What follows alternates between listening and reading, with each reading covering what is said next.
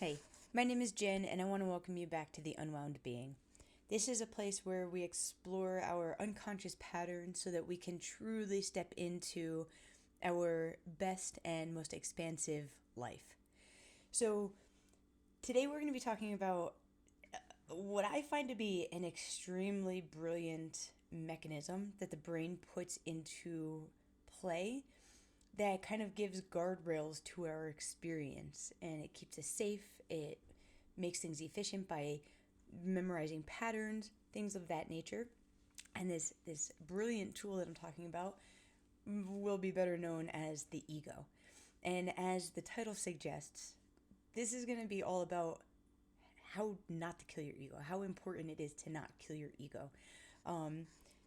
A lot of like the growth oriented self-help kind of stuff that I've listened to, a lot of it is talking about how to kill the ego, how to get rid of this egoic lens that we view the world through. And this episode is gonna say screw that. We're gonna talk a little bit about what the ego is and why it's formed, how it's developed, why it's so important that we understand it instead of kind of denounce it or diminish its importance. And then we'll chat a little bit about, if we're not killing the ego, what should we be doing with it? So we can start by just understanding where the ego even comes from. And this is like when we are first born, from ages 0 to 6 months, we actually have no understanding of a separation between us and our mother or a primary caregiver, meaning that we actually see ourselves as connected, as one with that person who would be our main point of contact. Main point of contact for this little baby, the main caregiver of our experience. We just assume that we are attached to them. So at 6 months, we kind of start understanding that we are an individual.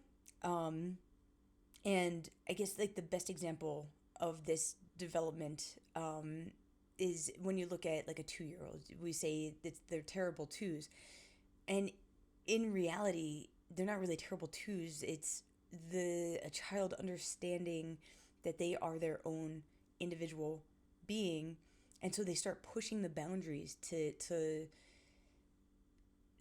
build their structure that they are going to navigate the world with. So they push the boundaries, see how far what they can get away with, how far they can get with things, and it's all going to be based on their caregiver. What leniency the caregiver can afford. If the caregiver is securely attached, like they understand, they have a good sense of individuality. Some caregivers do not have that developed sense of individuality, so the child's sense of safety is going to be more based on the parents or the caregiver's emotional needs.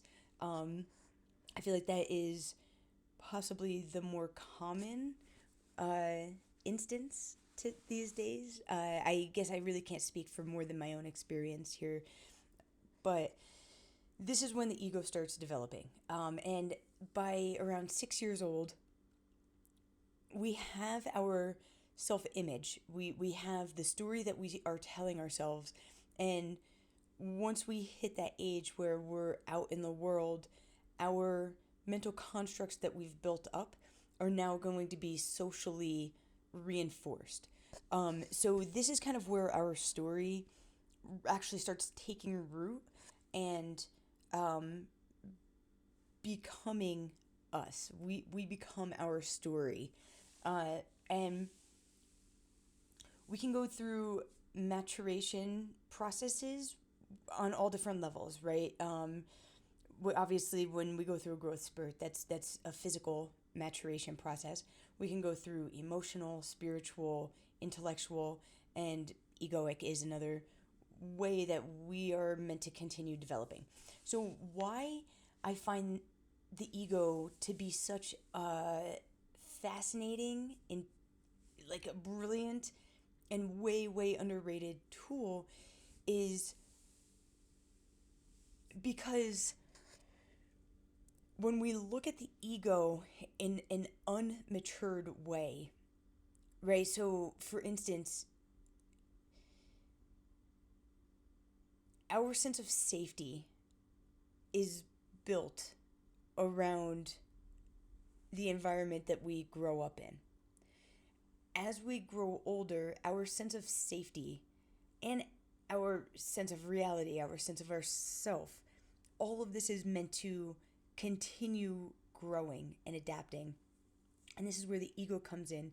It is meant to be more of an adaptive, dynamic tool that grows with us over time. And if in those early stages of development, the caregiver didn't set a good sense of boundaries, this is where our ego would become more rigid. And it becomes the story that we live by instead of the adaptive, malleable tool to help our brain more efficiently navigate our experience, which is what it ultimately is meant to be. So, why we don't want to be killing the ego, right? Is because our entire identity, our sense of individuality, our unique subjective experience is all tied into our ego, into this structure that has been built to keep us safe and to help us recognize patterns that are playing out and how to navigate those patterns so that we don't get hurt or so that we align with the bigger opportunity of growth, things of that nature. And when it comes to this human experience, I feel like societally it has been more of a norm to fit in, to not shine our individuality, not be seen as unique. It's more of this is how life is supposed to be. This is what collectively keeps us safe. This is what does not. And in exploring our own unique ego, we are able to see how different experiences that we've come across may have given us a different outlook on things than others have, right? And it's that unique perspective, it's that unique experience that really shapes and forms what we are here to accomplish within this journey, or what we have the power, the potential to step into in this journey as a human. um it's all shaped by the ego. And so if we're not destroying the ego, if we're not trying to kill the ego, then what are we supposed to do with this tool that is painting the picture of our reality in every moment? What I feel we should be doing, right, is more dissolving and integrating the ego. So we have these patterns that we are operating from. Some of them may be patterns that were put into place when we were kids, that are no longer needed now. But how do we even start to dismantle or dissolve these structures that have been put in place? Fascinatingly enough, the mind and the body, the brain and the body work together so well. We have this efficient ecosystem that is doing things without us even knowing it constantly. So as the ego is developing and there are things that it's protecting us from, those things will be stored throughout our body. And so if we go back to last week's episode, the tool of observation, that's where this comes into play. In order to dissolve our ego, the only thing that we need to do is simply bring awareness to different areas where things are being held. So some people might have heard the term, or even read the book, The Body Keeps the Score. And I correlate it with like, so for example, I'll give an example as I'm speaking of it. When I do like a body scan, um, if I used the example last week, like my hands would always be clenched, right? So it was kind of like at some point along my journey, something that my ego didn't want to get to me would have me clench my fists. And I'm sure it was like a fist clench and dissociation, just because that's how my body helped me get through things when I was younger. But in simply observing that the fist is clenched and shaking it out, right? Releasing it, that's all that's needed. We don't need to go into why the fist is clenched, where that originated from, how that got put into place. Like, we don't need to know any of that. All we simply need to do is observe that this is a response that my body is having right now, and that's a response that I can release. So I release it, and then in this act, and it doesn't need to be the fist, obviously, that's just an example that I'm using, but in the simple act of releasing, we start retraining the ego to understand what is safe within our experience now, and rewriting it from what was safe when we were younger, when the ego first started developing. So using this as an adaptive, malleable, dynamic tool that is continually upgrading our experience, is continually upgrading our knowledge base of what we believe reality um, is going to be the key to it, truly step into our path and show up and bring what our unique being is here to bring into the world. So that is where the tool of observation comes into play. And I do kind of want to just take a pause for 30 seconds. And I know this is a lot of ego talk, and with ego talk sometimes comes a lot of responses in our body. So I would like to just take a second here and just breathe, kind of do a little body scan, see if you feel any mannerisms, like any way that your body is holding itself that you can release, any expressions that are on your face, um, or any muscle tension that can be released. If your heart is pounding fast, just observe, just notice what's happening, what's being held in your body right now when this content is coming at you. So I'm gonna pause for 20 to 30 seconds, and we'll just take a little scan, take inventory of what's going on within us.